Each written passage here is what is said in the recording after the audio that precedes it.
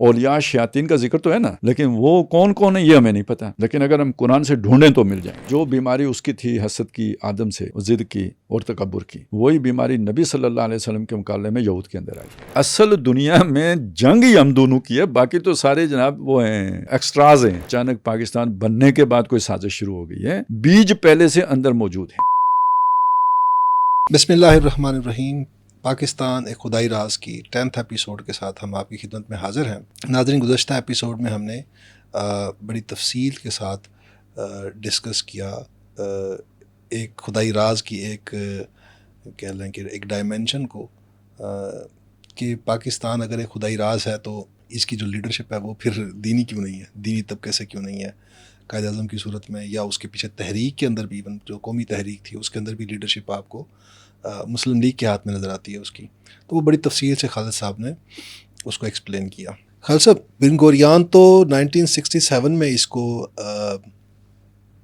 بات کر رہا ہے اس کی، لیکن اس کی ریئلائزیشن تو بہت پہلے کی ہے نا، ہوگی اس کو جن مخالف فورسز کو، مطلب ان قوتوں کو جن کا وہ نمائندہ ہے، ان قوتوں کو وہ ریئلائزیشن تو پاکستان کی تخلیق کے وقت ہی ہوگی نا۔ دیکھیں، آپ کسی دشمن کا مطلب اعلان کب کرتے ہیں؟ یا تو آپ کمزور ہوں تو پھر ویسے واویلا تو جب مرضی شروع کر دیں، لیکن جب آپ بہتر پوزیشن میں ہوں تو اس وقت کریں گے جب آپ نے اپنی طرف سے مناسب تیاری بھی کر لی ہو کہ اب ڈسکلوز کرنے سے کوئی فرق نہیں پڑے گا۔ تو اس کا مطلب وہ انہوں نے بندوبست پہلے کر لیا تھا۔ تو آپ کو یاد ہوگا ہم نے کہا تھا کہ اصل میں جو بھی تحریک پاکستان تھی وہ جا کے ہائی جیک پوری طرح ہوئی تھی 58 میں۔ تب تک تو مطلب وہ قائد اعظم اور لیاقت علی خان کے بعد کوئی ڈواڈول سی کشتی چلتی رہی، لیکن 58 میں جا کے جب ایوب خان آ گئے تھے تو وہ پوری طرح ہائی جیک ہو گئی تھی۔ یعنی بالفاظ دیگر ایک قبضہ گروپ کا تسلط۔ اس کی وہ دلیل وہ بھی ہے، ثبوت 1956 کا آئین بھی ہے، وہ بھی ختم ہو گیا تھا نا، اس کو اڑا دیا تھا۔ تو یعنی یہ تو ایک چیز تو یہ ہو گئی، یعنی وہ انہوں نے کوئی پلان بنا کے اس کی ایگزیکیوشن شروع بھی کر دی تھی۔ تو اچھا، اس سے پہلے وہ جو ڈاکٹر اسد آئے تھے جن کو بگا دیا گیا تھا، جی، یا روڈ ٹو مکہ والے، جی، تو مطلب چیزیں تو تھیں نا پہلے سے۔ اب اس میں ذرا میں ایک تھوڑا سا آپ کے سامنے اور رکھوں نا، وہ ذرا ایک قرآن کا تناظر سامنے رکھیں گے تب سمجھ میں آئے گا قرآن کا تناظر کیا ہے۔ آپ جب قرآن مجید کو سامنے رکھیں گے نا تو یہ جو خیر و شر ہے، اس کے لیے یعنی وہ کہتے ہیں یہ وہی ستیزہ کار رہا ازل سے تا امروز والی بات، لیکن اس کو وہ کچھ شخصیات کے ساتھ جوڑتا ہے یا نہیں جوڑتا ہے؟ ایک تو ہے نا مستقل شر کی فورس، وہ شیطان ہے، اس کا ذکر قرآن بار بار کرتا ہے، اور اس کے مقابلے میں انبیاء علیہ السلام ہیں کہ جو یعنی خیر کی اور روحانیت کی جو ہے نا وہ ایک سلسلہ ہے، سلسلۃ الذہب ہے جس کو لے کے وہ چل رہے ہیں، ایک اولمپک ٹارچ کی مانند جو ہے نا ایک دوسرے کے ہاتھ میں تھما دیتا ہے۔ تو اس کے ہاں تسلسل ہے لیڈرشپ کا، ادھر بھی ہے، اللہ تعالیٰ ہے، لیکن اللہ تعالیٰ اپنے بھیجتا رہتا ہے انبیاء، اور جو اس کے گویا نمائندے ہوتے ہیں۔ پھر اس کے آگے سلسلہ اولیاء اللہ کا، اللہ ولی الذین آمنوا یخرجہم، یہ ڈاؤن دی گراؤنڈ آتا ہے، سارا گراس روٹ لیول تک آتا ہے، ایک عام مومن سے لے کے اللہ تعالیٰ تک یہ لنکڈ ہے۔ تو اس پر قیاس کریں ادھر بھی ہوگا، ٹھیک ہے نا، اس کا ذکر نہیں ہے، مطلب اس کے بھی اولیاء ہوں گے، اولیاء شیاطین کا ذکر تو ہے نا، لیکن وہ کون کون ہے یہ ہمیں نہیں پتا، لیکن اگر ہم قرآن سے ڈھونڈیں تو مل جائیں گے۔ وہ یہ ہے کہ دیکھیں، جو بیماری اس کی تھی حسد کی، آدم سے، ضد کی اور تکبر کی، وہی بیماری نبی صلی اللہ علیہ وسلم کے مقابلے میں یہود کے اندر آئی ہے۔ وہی حسد اور وہی تکبر کہ ہم چوزن پیپل، یہ کدھر سے امیین میں سے نبی آ گیا، اور اس کے نتیجے میں حسد کہ ہم نہیں مانتے، حسد من عند انفسہم، اپنے اندر کے حسد کی وجہ سے وہ مخالف ہو گئے ان کے، اور جان بوجھ کر حق کا انکار، جیسے وہ بھی جان بوجھ کر انکار کر رہا تھا، اللہ کا حکم جانتا تھا، اسے نہیں مانا، یہی ان کے ساتھ بھی ہوا۔ باقیوں کو میں چھوڑ رہا ہوں، میں اس کو پورا نہیں کر رہا سلسلے کو، میں صرف یہ بتا رہا ہوں کہ قرآن مجید کے تناظر میں جب آپ دیکھیں گے نا تو خیر کی طاقت کون سی قرار پائے گی؟ امت مسلمہ۔ تو شر کی طاقت کون سی قرار پائے گی مقابلے میں؟ یہ شیطان کی فورس، ایول فورس، وہ آپ کو یہودی ملے گا۔ دنیا آج نہیں مانے گی، آج کا انٹلیکچوئل نہیں مانے گا، لیکن جو شخص قرآن کا طالب علم ہے، مجھے بتائیں اس کے پاس یہ مانے بغیر کوئی چارہ ہے؟ ٹھیک، اب آپ یہ دیکھیں کہ یہ جو نیا دور آیا ہے یہ دونوں کے ایک بڑے زوال کے بعد آ رہا ہے. یہودی کوئی 70 عیسوی سے لے کے دنیا میں افراتفری کا شکار رہے 1948 تک. 1948 میں جا کے ان کی ریاست قائم ہوئی ہے. لیکن ان کی وہ ریاست شر کی وہ ریاست قائم ہونے سے 9 مہینے پہلے پاکستان وجود میں آ گیا ہے. وہ جو ہم نے وہ جو بحث کی تھی نا کہ ایک امت کا جو ہے نا وہ ہے جو یہ نیشنلزم کی بنیاد پر آزاد ہوئے ہیں, نیشن سٹیٹس وجود میں آئی ہیں, یہ کلمے کی بنیاد پر آزاد ہوئے ہیں, تو کنٹراسٹ میں اب دیکھیں. اور یہ جو ہم نے سارے فرق گنوائے ہیں نا باقیوں کی نسبت پاکستان کے, تو اب اس کے تناظر میں آپ دیکھیں تو یہ آپ کو سمجھ آ جائے گا کہ ادھر جو شیطان منصوبے بنا رہا ہے تو ان کے توڑ کے لیے ادھر رحمان نے منصوبہ بنایا ہوا ہے. ٹھیک ہے, انہم یکیدون کیدن وَأَكِيدُ كَيْدًا يُرِيدُونَ لِيُطْفِئُوا نُورَ اللَّهِ بِأَفْوَاهِهِمْ وَاللَّهُ مُتِمُّ نُورِهِ وَلَوْ كَرِهَ الْكَافِرُونَ. تو اب آپ اگر یہ ساری بات سے واقف ہوں اور اس اینڈ سے واقف ہوں کہ یہ جو ہے نا یہ جہاں معمور ہوگا نغمہ توحید سے, تو پھر آپ کو سمجھ آ جانی چاہیے کہ اللہ تعالیٰ اپنا وہ جو ہے نا مرکز کس کو بنا کے بلڈ کر رہا ہے. اقبال بھی تو یہی کہہ رہے تھے نا, میر عرب کو آئی ٹھنڈی ہوا جہاں سے, میرا وطن وہی ہے, میرا وطن وہی ہے.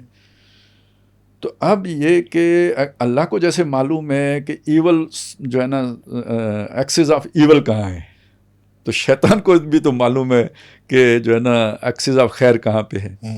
ٹھیک ہے, تو اس نے بھی تو پورا فوکس کرنا ہے اس کے اوپر یا نہیں کرنا ہے, جہاں سے اسے خطرہ ہے اس نے بھی کوئی پریمپٹ کرنا ہے یا نہیں کرنا. ایک خیال ہے ویسے عام طور پہ آپ کو تفسیروں میں نہیں ملے گا کہ یہ جو ابراہ نے مکے پہ حملہ کیا تھا یہ اس کے پیچھے شیطانی سوچی تھی. اچھا. ہاں, کہ اس کو اپنے اس سے اندازہ تھا کہ آخری نبی کے ظہور ہونے والا ہے, اس شہر سے ہوگا. اور جب آپ رحم مادر میں تھے تو اس وقت وہ حملہ ہوا ہے تاکہ اس فساد میں جو ہے نا وہ, اب ظاہر ہے اس نے اگر بعد میں یہودیوں نے قتل کی کوشش کی ہے تو وہ پہلے بھی ایک اٹیمپٹ ہوئی ہے. تو اس کو ذہن میں رکھ کے یہ ایک سمجھنا نا یہ جو پاکستان خطرے میں ہے, پاکستان سازش میں ہے, تو یہ کوئی انہونی بات نہیں ہے. اس کا بیان اندر ریکارڈ موجود ہے. جو تناظر میں نے آپ کے سامنے رکھا ہے وہ اگر صحیح ہے اور یقیناً صحیح ہے, وہ قرآنی تناظر ہیں, تو اصل دنیا میں جنگ ہی ہم دونوں کی ہے, باقی تو سارے جناب وہ ہیں وہ ایکسٹراز ہیں. ٹھیک ہے نا, یعنی آپ قرآن کے تناظر سے دیکھیں تو خیر و شر کی جنگ کا جو بنے گا جو محاذ اصلی وہ تو یہودی اور مسلم بنے گا. آپ سورہ بقرہ پڑھ جائیں, سورہ آل عمران پڑھ جائیں, سورہ مائدہ پڑھیں, تو وہ تو یہ بنتا ہے. باقی سپورٹیوز ہیں, مطلب وہ کچھ جو ہے نا عیسائی مسلمانوں کے سپورٹر بن جائیں گے, تو کچھ وہ ہیں جو خاص طور پہ پروٹیسٹنٹس ہیں یا جو دوسرے تیسرے, وہ بن جائیں گے یہودیوں کے ساتھی. تو اصل تو پیچا ان کا ہے نا جو پڑا ہوا ہے. اب انہوں نے یہاں پہ کیا کیا کیا, کس کس کے ذریعے سے کیا, اس میں امریکہ کا کیا کردار ہے اور کیا کردار ہے, ہم اس وقت صرف اپنا کردار دیکھیں گے. اصل میں اس میں بھی چاہوں گا پہلے ایک چیز ڈائمینشن کو ہم کر لیں. آپ یہ ہے ملٹری کی ڈائمینشن کہ ہماری جو اس نے کہا کہ ایک تھریٹ ان کے لیے فوجی طاقت ہے, اس کے لیے کیا کیا گیا یہاں پر پاکستان. میں ادھر ہی آنا چاہ رہا ہوں, لیکن میں پہلے یہ بتانا چاہ رہا ہوں کہ ان کی یہاں پہ جڑیں کتنی مضبوط ہیں. ٹھیک ہے, پہلے میں ادھر آنا چاہتا ہوں. اچھا ٹھیک. اب میں آپ کے سامنے یہ حقیقت رکھنا چاہتا ہوں کہ یہ تو پچھلے دنوں چیزیں بیان ہوئی ہیں نا کہ ایران کا اور یہودیوں کا پرانا کتنا گہرا تعلق ہے. یہ اسلام سے بھی پہلے کا ہے. ذوالقرنین جسے سائرس کہتے ہیں اس دور سے ہے. ٹھیک ہے, یہ کم از کم 3000 سال کہہ لیں, 2800 سال کا ان کا آپس میں جو ہے نا تعاون ہے ایک دوسرے کے ساتھ. ایرانی ان کا تعاون, ان کو سے تعاون کرتے رہے, وہ ایرانیوں کے ساتھ کرتے رہے. اسلام سے قبل کی بات ہے. اچھا, یہودیوں میں اچھے لوگ بھی تھے تو یہودیوں میں برے لوگ بھی تھے, تو دونوں طرح کا تعاون رہا ہے. اچھا تعاون بھی رہا ہے, برا تعاون بھی رہا ہے. تو یہ جو ایران میں آتش پرستی آئی ہے یہ انہی کے برے لوگوں نے ڈالی ہوگی, یا جو بھی ایک, یعنی یوں سمجھ لیں کہ جس کشمکش سے ہم آج یہاں پہ گزر رہے ہیں کسی زمانے میں اس کشمکش سے ایران گزرا ہے. ٹھیک.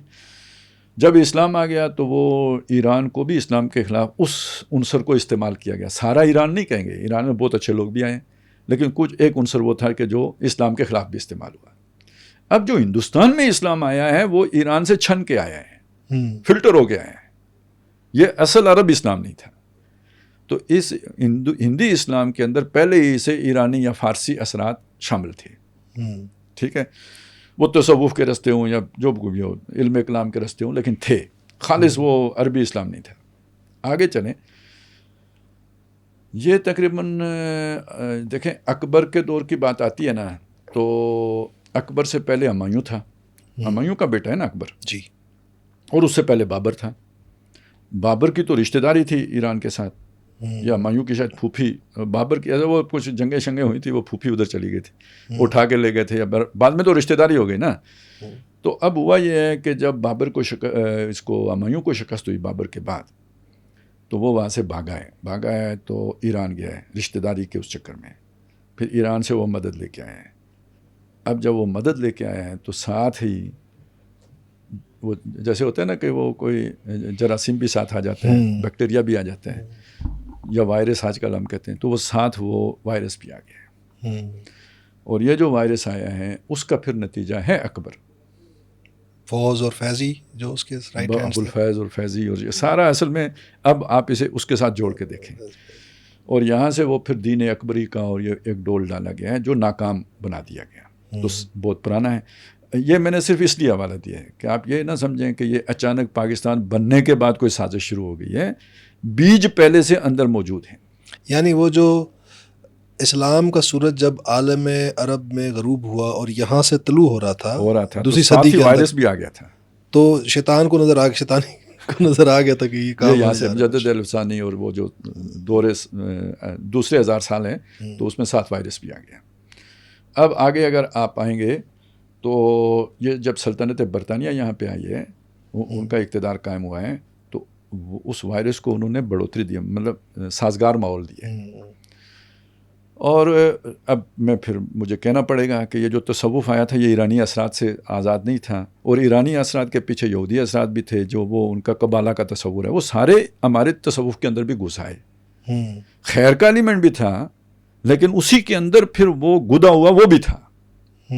اور یہ تصوف اور یہ شیطنت, یعنی وہ جو شیطان کا ہڈن ہے, یہ ایسا آپس میں گڑمڑ ہو جاتے ہیں, نکھیڑنا بہت مشکل ہو جاتا ہے. ایک جس کے پاس شیطانی قوت ہوگی وہ بھی اڑ رہا ہے, اور جس کے پاس وہ روحانیت ہے وہ بھی اڑ رہا ہے. اب میں کیسے تقسیم کروں گا کہ بھئی یہ کون سا اڑنے والا جو ہے نا وہ ٹھیک ہے اور کون سا اڑنے والا غلط ہے؟ تو میرے لیے تو دونوں اسپرچولیٹی ہو جائیں گے. یہ ہے سارا چکر. میں وہ معیار نہیں بیان کر رہا جس پر پرکھا جا سکتا ہے, کیونکہ وہ موضوع الگ ہے.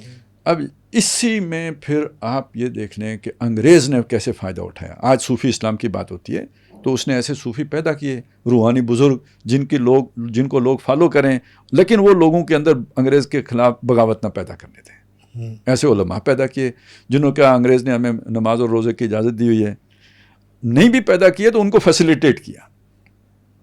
ٹھیک ہے, انگریز سے چھیڑ چھاڑ نہیں کرنی چاہیے. تو اسی میں پھر آخری درجہ بھی اس نے کر دیا یار کہ ایک نبی بھی پیدا کر دو تاکہ جو اس رستے کو روک ہی دے. اور اس نے آتے ہی جو نبی بنایا تھا نا انہوں نے, پیروں سے جب کام نہیں جب چلا تو ایک نبی لے آئے نیا. اور اس نے آگے پہلا کام جو بڑا کیا نا انگریزوں کے لیے وہ یہ کہ جہاد اب جو ہے نا وہ ختم کر دیا. نئی شریعت آئی ہے اور جہاد ختم ہو گیا. تو یہ ساری فیسیلیٹیشن اس کو انگریزوں کی طرف سے ہو رہی تھی, یعنی اس پورے نیٹ ورک کو.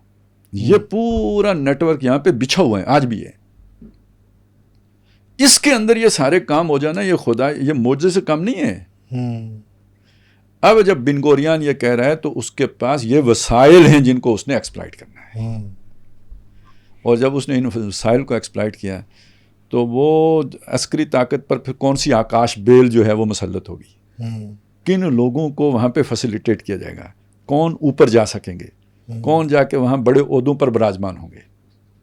اچھا کیا کیا جو اب ظاہر ہے اس سب کے باوجود یہ تھوڑے ہی ہوں گے جو اس یہاں کا جو ہے نا اصل وہ جو نظریہ ہے, جو دوسری جو شے ہے, اس نے سب کو انفیکشن تو سب کے اندر جو ہے نا پیدا کیا ہوا ہے, اجتماعی لاشعور میں گھسا ہوا ہے. اس کا علاج کیا کرنا ہے؟ تو ایک تو یہاں پہ جمہوریت کو نہیں پنپنے دینا, کیونکہ جمہوریت میں وہ ول جو ہے نا وہ پریویل کرے گی جو عوامی ول ہے. دوسرا عوام کو ڈیگریڈ کرنا ہے یہاں پہ, ان کو موقع ہی نہیں دینا ہے. اور تیسرا یہ کام کرنا ہے کہ کوئی ڈکٹیٹر مسلط کر کے رکھنا ہے محفوظ ہاتھوں والا. یہ وہ ڈیپ سٹیٹ ہے جس کی جڑیں گہرائی سے سمندر کے نیچے سے سیدھی یروشلم پہنچ جاتی ہیں. یہ مطلب الٹیمیٹ یہ لیڈرشپ نہیں کہنا ہے. یہ خدائی راز والا فہم اور پھر گراؤنڈ ریالٹیز بھی کچھ وہ بھی ہے. باقی یہ کہ وہ جس طرح ہم جا رہے تھے نا نیچے، یعنی آپ یہ دیکھیں یہ 2022-23 میں تو شاید ان کے منصوبے کے مطابق تو ملک نے ختم ہو جانا تھا. سر 2022 میں فروری کے مہینے میں صرف ایک مہینے میں $5 ارب پاکستان کے فورن ریزروز گرے ہیں. اب سوچ اگر 2 مہینے اور گزار دیتے تو پھر کیا ہوتا؟ تو $11 ارب جو پیچھے بچ گئے تھے وہ بھی نہیں بچنے تھے. اور یہ تو ایک پہلو ہے، پتہ نہیں اور کیا کیا تھا. یعنی کتنے لوگوں سے ہم نے انفلوئنشل لوگوں سے سنا ہے کہ یہاں بہت بڑی خون ریزی کا خطرہ ہے، بہت بڑے جو ہے نا خانہ جنگی کا خطرہ ہے، جو ہونی ہے، یا انہوں نے کیا منصوبہ بنایا ہوا تھا. منصوبہ سازوں نے کوشش تو اپنے طور پر پوری کی ہے نا، کچھ نہ کچھ تو تھا جس میں یہ تو مطلب یہ جو انڈیا نے حملہ کرنا تھا یا یہ تو آخری ٹچ تھا نا، یہ تو واک اوور تھا ان کے لیے. تو اگر وہاں سے نکل آئے نا تو پھر مطلب اس بڑی امید کی بات ہے کہ ختم ہی ہونا ہوتا تو ہو چکے تھے نا، کیا رہ گیا تھا. تو یہ ہے جی ساری یعنی اس. اور آپ تو شروع دن سے یہ بات پریڈکٹ کر رہے تھے کہ اگر یہ انٹرنلی حافظ عاصم منیر کنسالیڈیٹ کر گئے تو پھر انڈیا آئے گا. ہاں یہ تو میں نے پہلے دن سے کہا انڈیا آئے گا، کیونکہ اصل میں اس ساری بات کو اچھا ابھی بھی یہ جو ساری صورتحال ہے نا کہ امریکہ ہماری طرف نظر آ رہا ہے اور انڈیا کی کوئی جگہ ہی نہیں کہیں بنتی نظر آ رہی، یہ عارضی صورتحال ہے. انڈیا کو سپورٹ کرنے کے لیے اگر ٹرمپ کو مارنا بھی پڑا تو مارا جائے گا، یا اس کی سپورٹ کا کوئی اور طریقہ نکال لیا جائے گا. ٹرمپ نہ صحیح نا، ٹرمپ کو کیا پتہ لگتا ہے، صحیح بائی پاس بھی ہو جاتے ہیں. صحیح. اچھا خالد صاحب، یہ تو آپ نے بتایا کہ انسٹیٹیوشنلی مطلب وہ جو انسٹیٹیوشن جو کہ ایک تھریٹ تھا، جو گوریان کہہ رہا تھا کہ بن گوریان کہ ہمارے لیے یہ تھریٹ ہے، اس کو کس طرح سے اس کو کرپٹ کیا گیا، اس کی لیڈرشپ کو. میرے ذہن میں آ رہا تھا کہ دیکھیں کیسی چیزیں ہوئی ہیں. مثلا 1965 کی وار میں وہ جو آپریشن ہوا تھا، پہلا آپریشن عبدالسلام تھا یا آپریشن جبرالٹر تھا، وہ جو ہم 2 آپریشنز تھے. اس سے پہلے آپریشن جبرالٹر سے پہلے ایک وہ شاید ادھر تھا نا، یہ جو علاقہ ہے نا رن کچھ، اور اس میں بہرحال یہ تھا کہ وہ کشمیر انہوں نے کر لیا تھا، جو آپریشن جو پلان کیا تھا ایگزیکیوٹ کر لیا تھا. جب وہ کلمینیٹ ہونا تھا، جب کشمیر کو الگ کرنا تھا، تو پیچھے سے آرڈر کچھ اور آ گئے. میرے فوج کے وہ لوگ جو آپ نے کہا کہ جو کلیکٹیو انکانشیس میں جو چیز موٹیو ہے، وہ موٹیو کو جب بھی موقع ملا ہے اس نے اپنے آپ کو مینیفیسٹ کیا ہے، ایکسپریس کیا ہے. بالکل. پھر بعد میں وہ قوتیں جو کہ آپ نے کہا پیچھے ساتھ دوسری قوتیں بھی لگی جو پلانٹڈ تھے سسٹم میں، انہوں نے اس کو دیکھا کہ یار یہ تو ہونے جا رہا کام، انہوں نے اس کو نہیں ہونے دیا. ایون 71 کی وار میں بھی کہتے ہیں کہ وہاں پر حالات اتنے برے تھے نہیں ہماری فوج کے جو کہ بتائے جاتے ہیں یہاں پر میڈیا کے تھرو پروجیکٹ کیے جاتے ہیں. دیکھیں مطلب یہ کہ اگر وہ میسور ہو کے ڈھاکائی میں میسور ہو کے لڑتے تو 6 مہینے تک لڑ سکتے تھے. ٹھیک ہے، جذبہ کتنا تھا کہ جب یہ آرڈر بھی دے دیا نا ہتھیار ڈالنے کا، تو کئی یونٹیں تھیں جو اپنے طور پہ لڑتی رہیں، اس کے بعد بھی نہیں ہتھیار ڈالے. تو یہ نہیں تھا کہ وہ سارے مطلب سازش اہم ترین تھی، اور اس میں ساری دنیا ملوث تھی، امریکہ بھی ملوث تھا، روس بھی ملوث تھا، اور اندر سے بھی سارا کچھ تھا. اس طرح مطلب کارگل وار کو دیکھ لیں تو ہمارے سپاہیوں نے تو اپنا جو کام کرنا تھا کر لیا. نہیں سپاہیوں نے نہیں، جونیئر آفیسرز نے بھی. کرنل شیر خان تھے جن میں. صحیح. اچھا خالد صاحب، اب دوسری ڈائمنشن ہے، وہ تھی نظریاتی اساس کی. اب تھوڑا ادھر سے بھی آپ تھوڑی ایسے ہی روشنی ڈال دیں، اگرچہ ہمارے پاس وقت جو ہے وہ تھوڑا رہ گیا ہے. آپ تھوڑا سا ایک اوور ویو دے دیں اس کا. میرے خیال میں اس میں بہرحال تفصیل طلب ہے. لیکن نظریاتی کو ہم اگلی ایپیسوڈ میں پھر کر لیں گے، اس کو علیحدہ بھی کر لیں تو اچھا ہے. لیکن ایک موٹی سی بات دیکھ لیں کہ جو ہم نے پچھلی دفعہ جماعت اسلامی کا ذکر، مولانا مودودی کی فکر کا ذکر کیا تھا کہ وہ اس میں نیچے اتر گئی، لیکن وہ فکر جس جماعت جو لے کے چل رہی تھی، اس جماعت کے ساتھ کیا ہوا؟ 1970 میں وہ جماعت دوسری بڑی پارٹی تھی، اور خود آپ کی ایجنسیوں کی رپورٹ یہ تھی کہ یہ الیکشن یہ جیتیں گے، سویپ کر رہے ہیں. ٹھیک ہے، اتنی بڑی وہ طاقت تھی. آج کہاں کھڑی ہے؟ تو کیسے ہو گیا؟ اس کے لیے بھی تو کوئی آپریشن پلان کیا گیا نا. اس کو بھی تو مطلب تھیندے تھی ویندی ہے کہ صورت دی گئی، اس کو آہستہ آہستہ درجہ بدرجہ یہاں تک پہنچایا گیا. اب اس میں ساری چیزیں شامل کر لیں کہ وہ ایوب خان کے ساتھ تو وہ مزاحمت میں تھی، تو یحییٰ خان کے ساتھ وہ مفاہمت میں تھی، ضیاء کے ساتھ بھی مفاہمت، ضیاء کے ساتھ بھی مفاہمت میں آ گئی. تو وہ جو فوج کے ساتھ کیا گیا تو وہ تو ان کے ساتھ بھی کیا گیا نا. اور یہ جو اسٹیبلشمنٹ کے ساتھ اس کا یہ یارانہ تھا، مزاحمت ترک کرنے، اس کے نتیجے میں مزاحمت ترک کر دی.